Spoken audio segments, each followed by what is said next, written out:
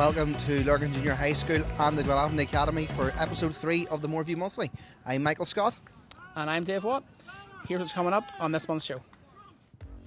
All of October's goals.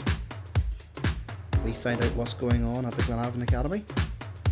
And we speak with two Glenavon's leading men, Matthew Fitzpatrick and Josh Doyle. So let's start off, as we always do, by looking at the news around the club. And I suppose, Dave, it's been a really strange month with really good performances, but just results not going the right way for us. Yeah, I mean, we definitely had... Linfield was a good performance. Larne, unlucky, lost a fairly good Andy Mitchell strike, and an unfortunate mistake from Decky. And then, again, the odd goal against Glentoran. Mm-hmm. And then another time in the League Cup against Glentoran, and a good draw away to Coleraine as well. A very good draw against Coleraine. It was a very even match, actually. Mm-hmm. We could have won that. Both teams hit the bar a couple of times and the post as well. And of course, Jamesy popped up and saved 2 penalties in a week, having saved one for the under-20s as well. And then obviously Dungannon was the same type of performance, but obviously against, let's be honest, a weaker team. A team that we would hope to beat most weeks. But the attitude was right. Mm-hmm. Unlike against Carrick, the attitude was right, and we made them pay for the mistakes of it. Yeah, I suppose it's going to be a big month. Obviously, last month was always going to be tough because you're playing, was it 5 of the top 6 from last year? Because of the Larne game getting rescheduled, yeah. And now, with Cliftonville coming up, obviously, at the weekend, and then after that, I think we've Larne then again. And then beyond that, it's sort of teams that were in and around us last year. So, I mean, you're Ballymena at 1 point, and then Linfield again, obviously, at the end of the month, which is going to be an interesting one as well. So. Hoping for a better month then, really. Would like to hope so, because, Ballymena is always a game, no matter where the teams are in the league, that's very competitive. Certainly something that we would always, again, hope to edge at least. 1 point, I think we can be honest and say 1 point are probably bottom third team, if you like, and are always going to be around that. Barry Gray has certainly lifted them a wee bit when he came back in, but we showed at the start of the season the way we should be playing against 1 point. Hopefully we can continue that again.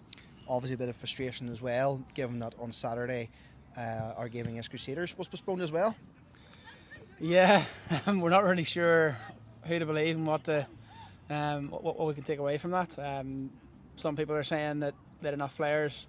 Crusaders themselves are saying they weren't. The NIFL committee obviously took things at face value and said, look, they weren't able to play. It is what it is. We can't really comment on stuff that we don't know too much about. True.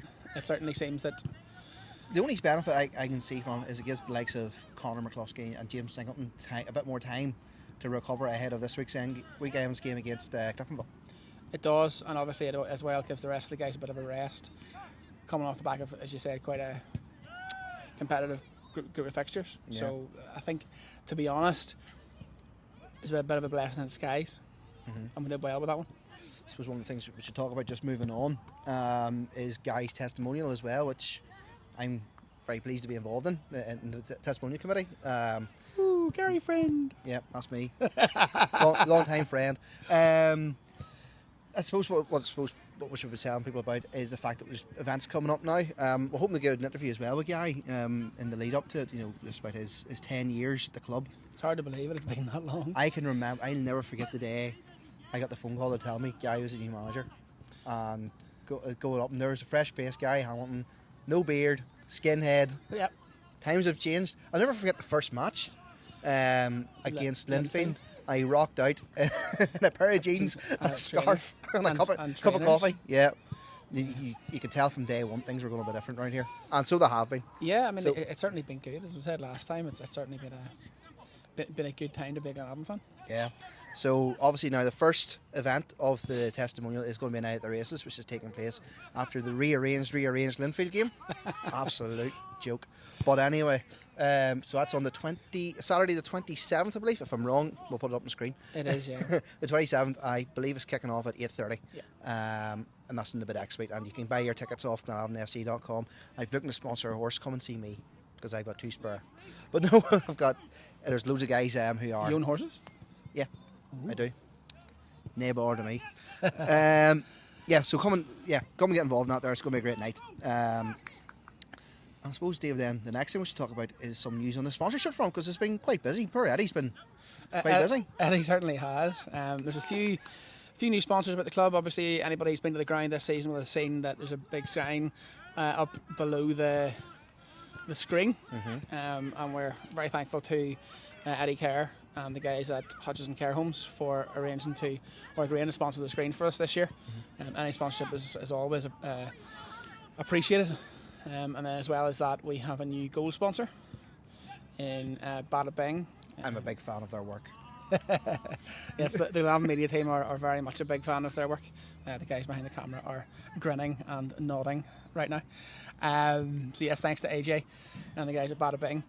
Obviously, every week that Glenavon are playing, you can avail of their full-time deal. So keep an eye on social media for all goals, and you'll see the deals there as well. Yeah, and busy time in the club shop as well. A few new stuffed animals coming in. Yeah, we have. There's a new lion, isn't there? There's a new lion. There's a giraffe. There's a giraffe. Lots of stuff for people who want toys for young people at Christmas. That's what it is. I just think that Johnny Bunting is living out his dream of being a zookeeper. My wee man, whenever my wee man was born, he was born just before Christmas in 2018, and I bought him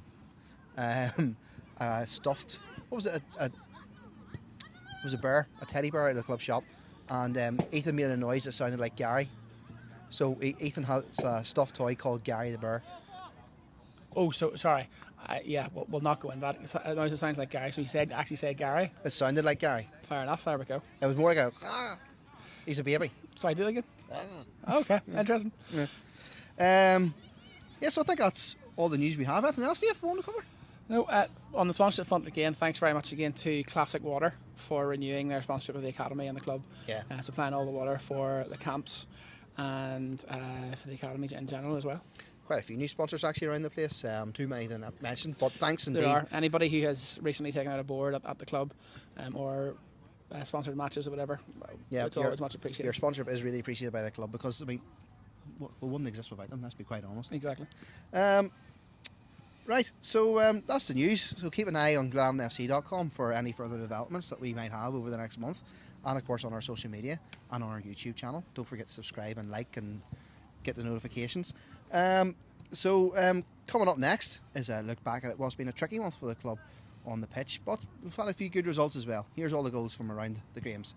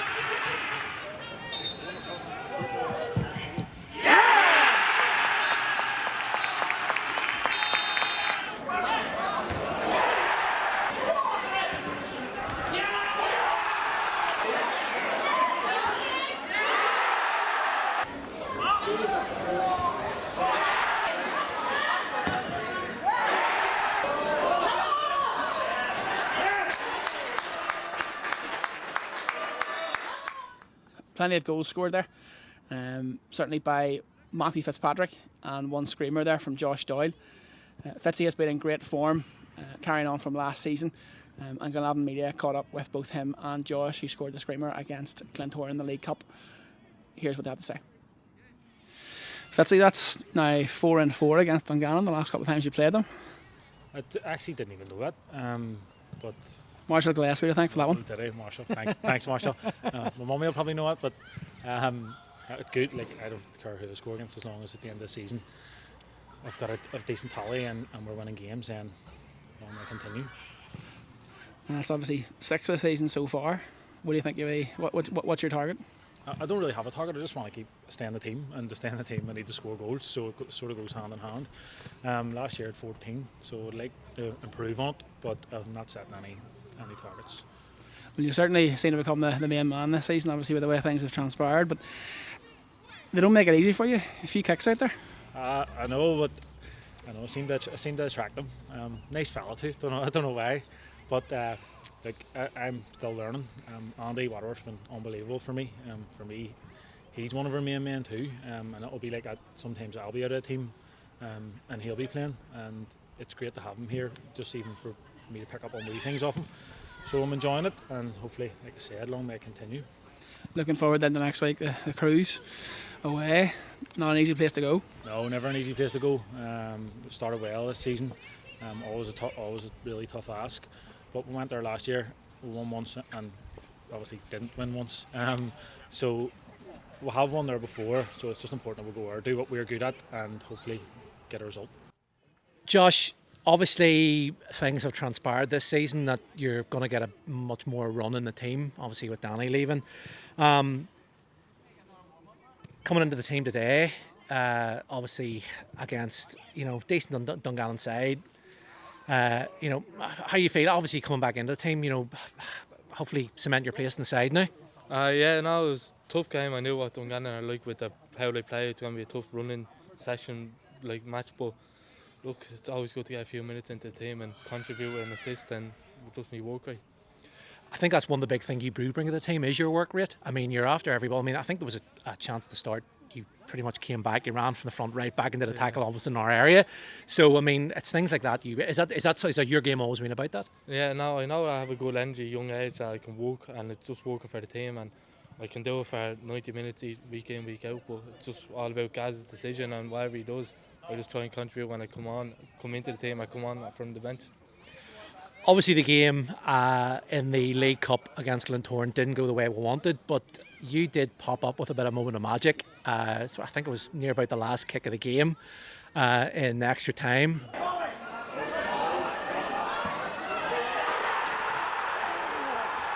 How many times you watched that goal back? I watched it a few times. The boys keep reminding me of back down south, but look, it just came to me. I didn't think about it, just hit it, and thankfully it went in.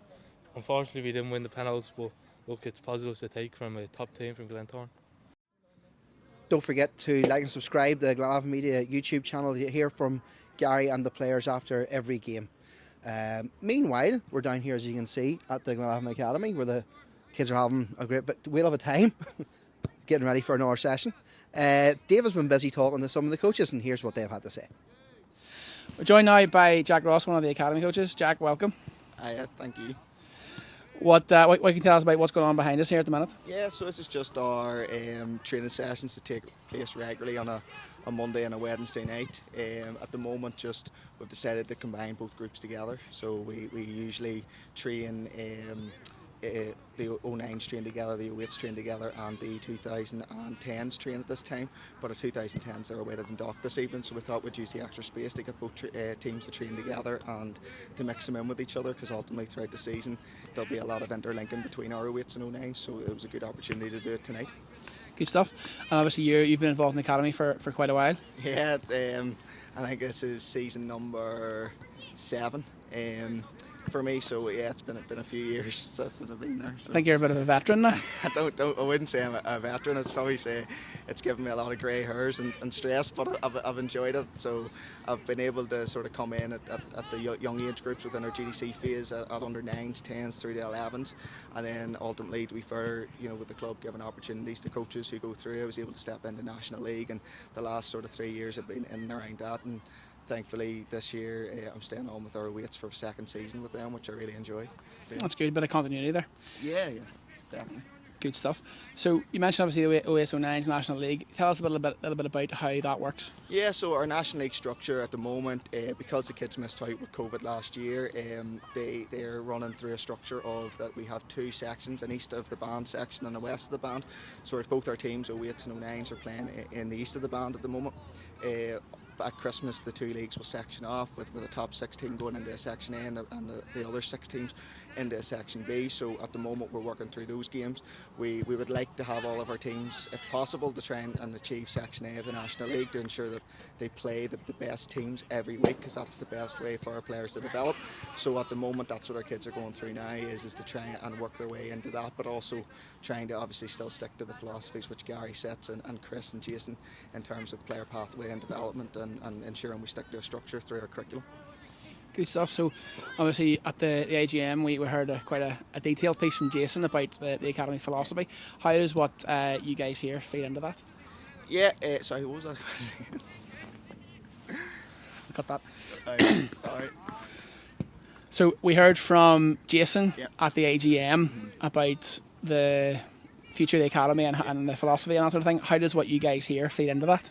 Yeah, what we do here is very much the Academy works continually from the top to the bottom, and we work together very well. So ultimately what Chris and Jason want in terms of us sticking to a curriculum each Monday and Wednesday night, focusing on that, not worrying about Saturday or results on Saturday, looking at the long-term picture. It's really important that us in this development phase do that, because ultimately if we can do that, then when we go to 16s and 18s, which is our NIFL phase, those coaches who are currently in place there are going to get a good standard of players coming to them, meaning there's less disruption there in terms of them having to try and ultimately, get their teams up to speed. Hopefully they come to them well prepared, and ultimately that's what our job is to pass these players on, whether it's 08s in 18 months time to our 16s or 09s in 2 years time, to the 16s and 18s setup, and give them very strong squads capable of challenging for reserve team spots. And then this week we've had Halloween camps throughout the day. What can you tell us about that? Yeah, we have our Halloween camps on this week. They're excellent camps. They're all about trying to engage with the community, have fun and engaging sessions for the kids, lots of small-sided games, and just trying to be a way of giving back to whether it's Lurgan Town players or players from other local clubs the opportunity to go and play at Mourneview Park, or our own players in terms of giving them an opportunity to do that as well. And they've been on this week. They've been very good, well attended, and hopefully obviously we can carry those throughout the year and have many more camps. Welcome back to Mourneview Park. We've moved up the road from the junior high because we were here to see the tail end of Glenavon Reserves taking on Crusaders, who had Sean O'Neill in goal, which was interesting. Finished 4-3 to... We did finish 4-3 to Dave. I mean, I lost count in the end. Crusaders. It was quite a good second half. We missed... There's plenty of goals, that's why I lost count. That's it. But very much an end-to-end game. But yes, Sean O'Neill in goal. Yeah. We'll leave that one there. I suppose, Dave, we'll be looking forward to the month of November, because there'll be lots happening over the course of the next... How many days is in November? 30 days, is it? I can't remember. 30 days has November. That's the one. April, June, November, yeah. So you have Guy's testimonial the night at the races, and lots of good games coming up as well. Yeah, hopefully with a few more performances like Dungannon. And I suppose that the likes of Linfield and Glentoran and Larne as well. Performances, hopefully the results match those as well. So lots to look forward to. Another push as well. Remember, if you're at home and you want to go along to Gary's Night at the Races, you can get the tickets off glenavonfc.com. Click on ticketing.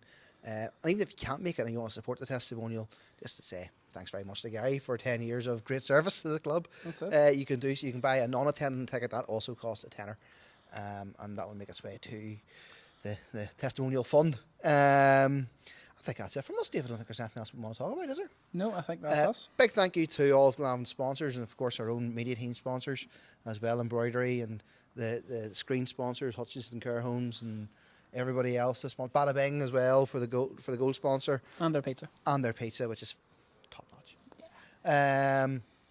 That's it from us then. All the best, folks. See you later. See you next month.